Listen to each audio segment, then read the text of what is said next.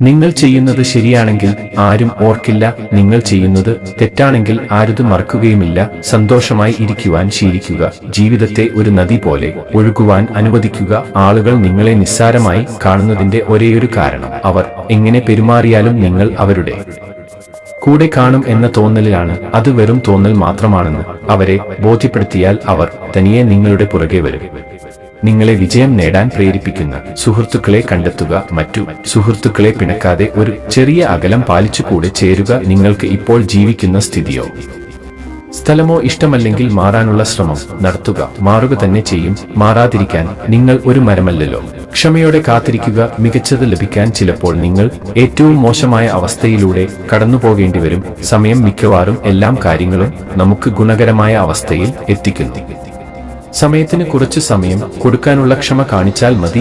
നിങ്ങൾ ഒരാളെക്കുറിച്ച് ഏറ്റവും കൂടുതൽ സംസാരിക്കുകയാണെങ്കിൽ അതിനർത്ഥം ആ വ്യക്തി നിങ്ങളെ അനുകൂലമായോ പ്രതികൂലമായോ സ്വാധീനിച്ചിരിക്കുന്നു എന്നതാണ്. നിങ്ങൾക്ക് സുഹൃത്തുക്കളെ നഷ്ടപ്പെടുന്നില്ലെങ്കിൽ അതിനർത്ഥം ഒരുപക്ഷെ നിങ്ങൾ വളർന്നു വരുന്നില്ല എന്നതാണ്. ഒരു മനുഷ്യന്റെ സ്വഭാവം നിങ്ങൾക്ക് മനസ്സിലാകുന്നില്ലെങ്കിൽ അവന്റെ സുഹൃത്തുക്കളെ നോക്കിയാൽ മതി. ആരും നിങ്ങൾക്കായി നിലകൊള്ളാത്തപ്പോൾ നിങ്ങൾ പൂർണ്ണ ആർജവത്തോടെ നിങ്ങൾക്കായി നിലകൊള്ളാം. ആളുകൾ എന്ത് വിചാരിക്കും എന്നതിനെക്കുറിച്ച് നിങ്ങൾ എപ്പോഴും ആകുലപ്പെടുകയാണെങ്കിൽ നിങ്ങൾക്ക് ഒരിക്കലും സന്തോഷിക്കാൻ കഴിയില്ല. നിങ്ങളുടെ യാത്രയുടെ തുടക്കത്തിൽ ആരും നിങ്ങളെ പിന്തുണയ്ക്കാൻ ആഗ്രഹിക്കുന്നില്ല. എന്നാൽ ഒരിക്കൽ അവർ നിങ്ങളുടെ വിജയം കണ്ടാൽ എല്ലാവരും വീണ്ടും സുഹൃത്തുക്കളാകാൻ വരും. ജീവിതത്തിൽ ഒരിക്കലും കുറുക്കുവഴി സ്വീകരിക്കരുത്. ദീർഘമായ വഴിയിലൂടെ സഞ്ചരിക്കുക.